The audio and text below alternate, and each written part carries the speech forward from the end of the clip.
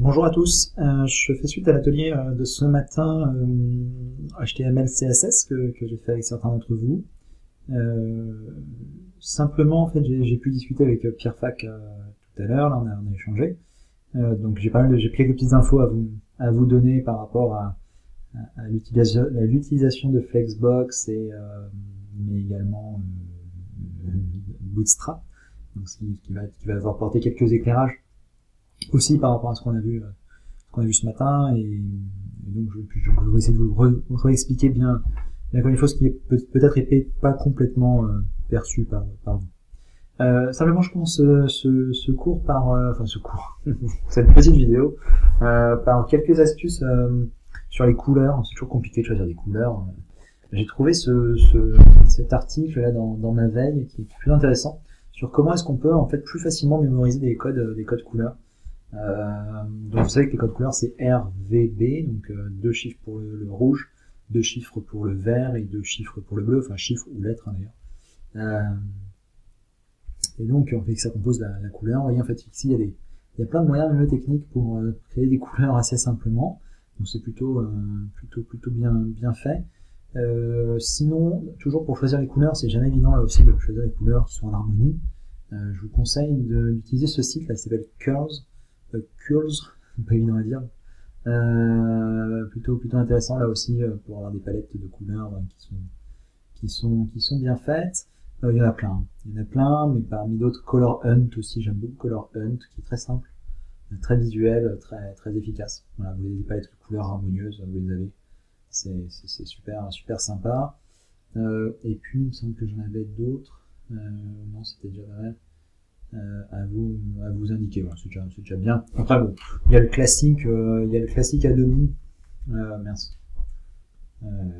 color.adobe.com, qui très bien, qui marche très bien, il n'y a pas de souci. Il fonctionne bien, donc vous pouvez l'utiliser aussi. Ouais, toujours dans les astuces, vous me demandez souvent comment réduire les images, et c'est vrai qu'en termes d'outils, je suis pas toujours équipé, mais j'ai trouvé dernièrement, enfin on a pu échanger aussi avec d'autres personnes, ce site qui est vraiment utilisé, il s'appelle tinypng.com. Et là vous avez en fait une qualité d'image qui est plutôt bien sauvegardée. Donc voilà, un autre outil que vous pouvez utiliser. Alors sinon, sur ce que vous a indiqué Pierre Fac, alors d'une part, Pierre Fac va m'envoyer un email avec le récapitulatif des attendus que vous avez à faire, donc je vous le transmettrai une fois qu'il l'aura fait. Je vais décider d'une date de rendu en accord avec Pierre, mais on a décidé globalement qu'on allait faire une date, on allait faire une date de rendu autour du 3-4 avril, je sais pas encore, en tout cas dans la semaine du 1er au 5. Je vais voir en fonction aussi des soutenances de Kundebock qui vont être positionnés, donc ça on va le voir. Donc simplement, il y a plusieurs choses aussi, et il y a des observations aussi que moi j'ai eues pendant l'atelier de ce matin. Si on prend deux systèmes, Bootstrap d'un côté, Flexbox de l'autre, ce qui est important en fait, c'est de se rendre compte que Bootstrap c'est ce qu'on appelle une librairie CSS. Donc, une librairie CSS, eh bien, ça vous permet en fait de gagner beaucoup de temps, parce qu'en fait on a déjà pensé pour vous beaucoup de choses, beaucoup de propriétés CSS. Écrire des propriétés CSS, c'est pas forcément toujours intéressant. Donc utiliser une librairie CSS, ça permet en fait de gagner du temps, parce qu'on n'a plus besoin d'écrire ces propriétés, on a juste à utiliser les classes qui ont été créées. Par exemple, voilà, effectivement, là ici, il y a un exemple, vous voulez dire play with avec la classe BTN Primary. Alors on va aller sur le site de Bootstrap, vous allez mieux comprendre pour certains qui n'auraient pas forcément vu. Si je prends les exemples ici, vous voyez. Alors, qu'est-ce que je vois qu'il y a pas mal de choses. Voilà, typiquement, effectivement, je vais vous voilà, quand vous appelez, par exemple, si on regarde le code source ici, si on a le code source, oui, effectivement, à partir du moment en fait où vous allez utiliser une librairie Bootstrap, et bien à chaque fois que vous allez vous allez créer un lien, et que ce lien vous lui donnez la classe BTN Primary et my-tool, et bien en fait, ça va appliquer ce style-là. On peut cumuler les classes comme ça, il faut pas avoir peur de devant ce genre de choses, on peut effectivement, en fait, un bouton peut avoir plusieurs classes, d'accord? Et les classes s'enchaînent de cette manière-là, et vous voyez que ça applique un certain nombre de propriétés CSS, et ça, c'est parce que c'est dans la librairie CSS qu'il y a tout ça. Donc, voilà, l'idée, c'est de vous faire gagner du temps, en fait, avec quelque chose qu'il propose, une librairie CSS. Et ça, les librairies CSS, il y en a beaucoup qui existent, donc il ne faut pas hésiter à s'en servir. Il y en a un certain nombre, et voilà, et ça peut faire gagner du temps dans le développement. Il y a la documentation aussi dans Bootstrap qui est très intéressante à regarder. Et notamment, je vais vous présenter le système de grille, effectivement, sur lequel vous avez pu échanger avec Pierre Fac. Voilà, donc c'est là qu'en fait, c'était pas évident de retrouver c'était pas si simple de retrouver la doc en fait. Je vais vous expliquer pourquoi. Alors, ce qui est important de bien comprendre, donc c'est que Bootstrap en fait, au-delà du système de grille, propose beaucoup de choses.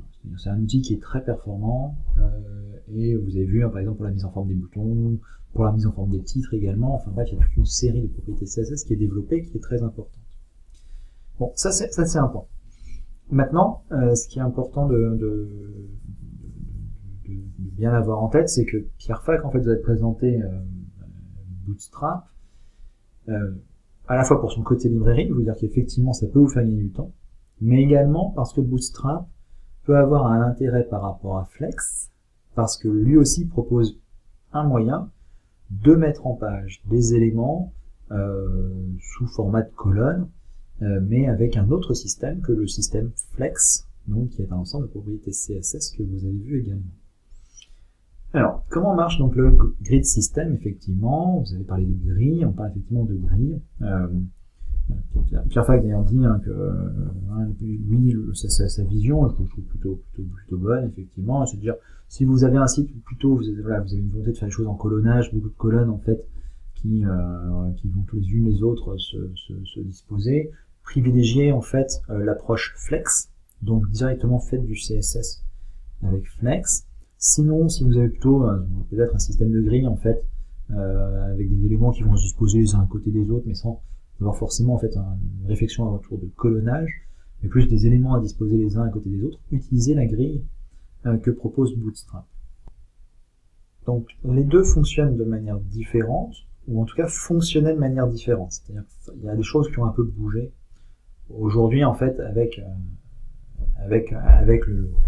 Bootstrap. Bootstrap a évolué vers aussi de l'intégration du Flex. Mais bon, ça c'est pas forcément à prendre en compte dans votre esprit. Comprenez que voilà, le système ici vous propose de peser une grille. Encore une fois, si vous êtes sur un système de colonnage, faites du Flex. Sinon, optez pour Bootstrap. C'est très bien aussi pour disposer des éléments les uns à côté des autres. Comment ça fonctionne? Bon, faites référence à ce tableau, là vous avez l'adresse ici, qui est plutôt bien fait.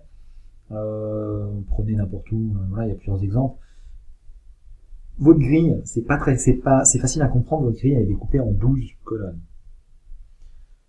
Et il faut vous arranger en fait quand vous nommez en fait des colonnes, eh bien il faut toujours que la somme en fait des colonnes fasse 12. Donc vous voyez, vous pouvez avoir dans votre contenu une colonne de 6 et une colonne de 6, ça fait 12. 3 colonnes de 4, ou une colonne de 8, une colonne de 4, etc. Tant que la somme fait 12, pas de problème. Vous voyez comment ça se traduit dans le code.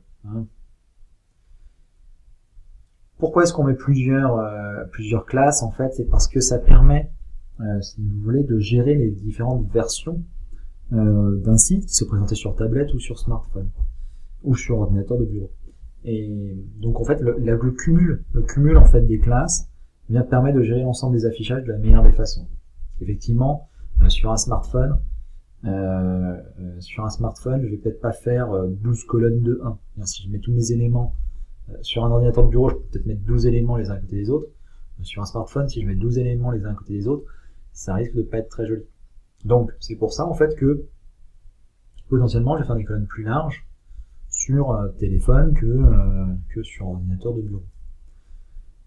Donc, regardez un petit peu cette documentation qui va vraiment vous mettre voilà, vous permettre de bien comprendre comment tout cela s'articule, et du coup vous permettre de mieux gérer en fait l'approche que propose Bootstrap. Donc jusque-là, en tout cas, Bootstrap, c'est vraiment quelque chose qui avait vocation je dirais, de simplifier les choses, notamment sur le système de grille. Aujourd'hui, en fait, Flexbox revient remettre un petit peu en cause, et Bootstrap s'adapte. Après, c'est à vous de voir en fait comment vous avez envie de gérer les choses. En tout cas, les deux permettent de faire des choses à peu près équivalentes. Et vous, en fait, l'objectif, c'est d'essayer de bien comprendre comment ça s'articule et ce avec quoi vous êtes le plus à l'aise et ce qui semble le plus correspondre à votre projet. J'ai donné ce site ce matin, qui pour moi est vraiment une référence. Alors déjà, il y a beaucoup de choses. En CSS Tricks, vous avez énormément de choses en termes de références au CSS. Cherchez, vous avez plein de sites. Codepen.io également. Ouais, Codepen.io, c'est vraiment un outil sympa. Donc il y a pas mal de ressources HTML, CSS pour vous aider en fait à insérer des petits modules un petit peu animés par exemple sur votre site. Ça peut être des choses comme ça. Donc en tout cas, il y a une page qui est dédiée à Flexbox et qui pour moi est très très bien expliquée. Ce que je disais au groupe ce matin, utilisez plutôt en fait tout ce qui est partie container, c'est très bien. Ouais. En fait, Flexbox c'est pas forcément facile à appréhender, hein. Mais si vous comprenez en fait comment ajuster en fait vos éléments via des propriétés que vous mettez en fait sur le container, ça va être plus facile. Après, également, ce que j'ai remarqué beaucoup dans votre code, en fait, c'est que vous aviez, je prends moi un bout de code ici, c'est que vous aviez tendance en fait à créer un conteneur, et puis un peu à l'image de celui-ci là, voilà, par exemple, vous pouvez créer un conteneur et puis, tiens, c'est un bon exemple, puis vous faites des choses comme ça, dans l'espoir entre guillemets que l'image, le titre, le lien et le paragraphe se mettent les uns à côté des autres et de la manière exacte dont vous voulez. Je comprends en soi l'idée, hein, mais quand on veut faire ce genre de choses avec Flex, hein, donc imaginons que j'ai une propriété Flex sur conteneur, je veux que mon image se positionne à côté de mon titre, qui se positionne à côté de mon lien et à côté de mon paragraphe. Moi, ce que je vous conseille fortement, en fait, c'est plutôt en fait de faire ce genre de choses. Image, etc. En fait, d'encadrer ces éléments dans une division. Ce sera dans des divisions, ce sera nettement plus sûr. C'est-à-dire que bon, là, évidemment, c'est un peu restrictif, mais vous voyez, en fait, si vous voulez, on sait que des divisions, elles ont toutes le même comportement. Une division, quand on la crée, naturellement, elle occupe 100% de l'espace dans lequel elle est. Vous avez des éléments qui, eux, n'ont pas ce comportement-là. Typiquement, les images, les liens, on a ce qu'on appelle, vous pourrez vous intéresser aux propriétés CSS, ça s'appelle display block et display inline. Donc voilà, de préférence, vous voyez, comme je suis ici, div mon conteneur, j'ai créé une div qui s'appelle conteneur, elles ont toutes un ID différent, ces cases, et elles ont la même classe, ce qui est normal. Et vous voyez ici, dedans, j'ai mis c'était un peu à l'arrache, mais là, hop, on peut mettre, pas forcément H1, mais H2, avec un paragraphe. Voilà. Et ce qu'il faut, en fait, c'est bien comprendre que là, vous êtes sûr, en fait, vous savez que les cases, elles vont bien se disposer les unes à côté des autres avec toutes le même comportement. Parce que si je vais regarder, en fait, de ce côté-là, sur mon conteneur, j'ai bien mis un display flex. J'ai bien juste fait content space between. Voilà. Et là, du coup, j'ai, ce que je peux consulter, ouvrir. Voilà, donc là j'y ai accès, j'ai joué mon CV, vous voyez, j'ai bien 4 cases avec coucou, j'ai bien en fait le même comportement, elles font toutes la même taille, etc. Après, à vous de jouer, en fait, à vous de jouer sur les différentes choses. Alors, notamment, en fait, si vous voulez attribuer des longueurs spécifiques, vous pouvez utiliser en fait la notion flex. Là, du coup, j'ai spécifié pour la case numéro 1, j'ai spécifié 30% de longueur. C'est assez pratique. Pour spécifier les longueurs, c'est plutôt pas mal. Alors qu'est-ce que ça veut dire? Si on regarde le détail, en fait, il veut dire flex grow 2.0, flex shrink 2.0, flex basis 30%. C'est le moyen de déterminer en fait à peu près correctement la taille des éléments et le comportement qu'on veut, qu'on attend d'eux, on va dire. Là aussi, je vais pas le détailler, là c'est déjà 15 minutes de vidéo, mais regardez en fait, justement c'est là. Vous voyez, donc je vous explique ce que c'est bien flex grow, flex shrink et flex basis. Et flex basis correspond vraiment à la longueur de l'élément, et du coup pourquoi est-ce qu'on réunit dans la même chose qui est flex. Et également en fait moi ce que je trouve intéressant comme particulièrement utile c'est container, flex-wrap, qui là aussi j'aime beaucoup cette démonstration ici qui est très simple, très visuelle, très facile à comprendre.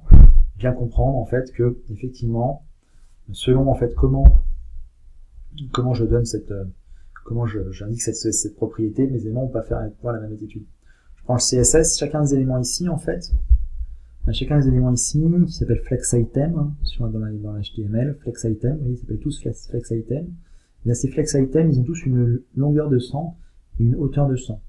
Et bien malgré ça en fait, vous voyez que sur la première ligne, et en fait la taille elle varie. Hop là. Comment vous avez comme ça. Voilà, la taille elle varie en fait, d'accord. Vous voyez que mes éléments en fait ils ont une taille qui est variable. Et bien en fait c'est dû, je sais plus comment on fait pour réduire, c'est pas très bien. En fait c'est dû tout simplement au fait que, pardon, excusez-moi, c'est tout simplement dû au fait que ici sur la première ligne en fait j'ai no-wrap, flex-wrap de point no-wrap. Donc en fait effectivement en fait c'est fait que tous mes éléments vont rester sur une seule ligne et se compresser. Et quand je regarde l'HTML ici effectivement classe no-wrap. Quand j'ai une classe wrap, ce qui est le cas de ma deuxième ligne, eh bien, mes éléments en fait gardent leur longueur de 100 pixels, donc la longueur qui était définie, et ils vont revenir naturellement à la ligne. Ce qui est le comportement, à mon avis, qui est le préférable à adopter. Et puis, il va y falloir ce wrap reverse. Et le wrap reverse, effectivement, il affiche les carrés dans l'ordre inverse, ce qui ne me paraît pas hyper utile, mais peut-être. Voilà. Donc, voilà, fouillez, regardez, prenez des ressources ailleurs. Et puis dernier conseil, simplifiez au maximum votre code. Vous allez voir, vous allez sans doute produire des choses un petit peu compliquées, etc. N'hésitez pas à faire un premier jet, quitte à quasiment l'arrêter pour repartir, pas d'une feuille vierge, mais vous verrez, vous allez aller beaucoup plus vite. Parce qu'à force de cumuler des petites erreurs, c'est potentiellement vous allez en fait créer des erreurs et évidemment vous verrez plus rien du tout. Voilà ce que je souhaitais rajouter par rapport à l'atelier de ce matin et que ça pourrait être utile à d'autres personnes, je l'espère. Voilà. Si vous avez des questions, je reste disponible aussi. Enfin, Pierre Fac est là aussi pour vous répondre évidemment. C'est plus son domaine d'expertise que moi, mais c'est des choses que je comprends bien aussi, donc n'hésitez pas à m'interpeller sur Slack, il n'y a pas de souci. Voilà, bonne fin de semaine à tous.